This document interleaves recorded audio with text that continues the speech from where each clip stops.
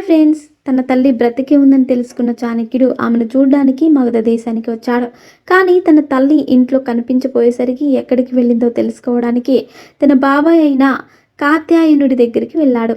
చాణక్యుడు కాత్యాయుణ్ణి తన తల్లి బతికే ఉందన్న విషయం తనకు ఎందుకు చెప్పలేదని అడుగుతాడు. అప్పుడు అతను, నీ తల్లి బ్రతికే ఉందన్న విషయం నాకు నీ తండ్రి చనిపోయిన 4 నెలలకు తెలిసిందే. అప్పుడు నీ తల్లి దగ్గరికి వెళ్ళి మీరు బ్రతికే ఉన్నారన్న విషయం చాణక్యుడితో చెబుతానని అన్నాను, కానీ దానికి అని ఒప్పుకోలేదు.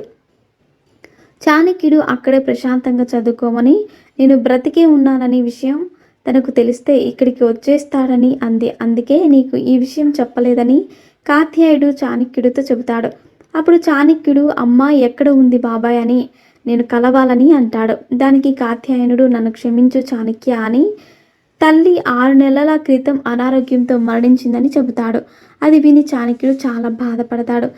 అప్పుడు చాణక్యుడు కాత్యాయనుడితో, ప్రధానమంత్రి సత్ర కూడా చనిపోయాడా అని అడిగాడు. అప్పుడు కాత్యాయనుడు, నువ్వు ఇక్కడి నుంచి వెళ్ళాక ఇక్కడ పరిస్థితులన్నీ మారిపోయాయని, ప్రధానమంత్రిని బంధించిన తర్వాత రాక్షసుడు ఆ పదవిని పొందాడని చెప్పాడు.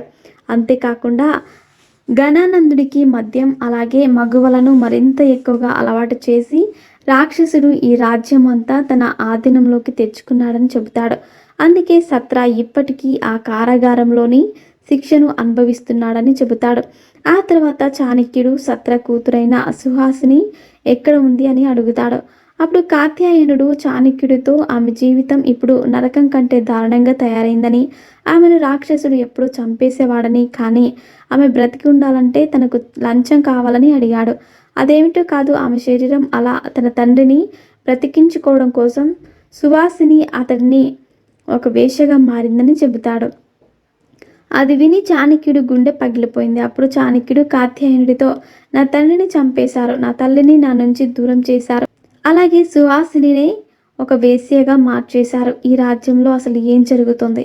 ఈ రాజ్యంలో ఉండే ప్రజలకు ధర్మ అధర్మాలు తెలియడం లేదా అని, ఎంతకాలం ఇలా అధర్మం చేసి రాజుల రాజ్యంలో జీవిస్తారని బాధపడతారు. సో ఫ్రెండ్స్, చూసారుగా, ఇలాంటి మరిన్ని విషయాలను మీరు తెలుసుకోవాలనుకుంటే వెంటనే మా ఛానల్ని సబ్స్క్రైబ్ చేసుకోండి.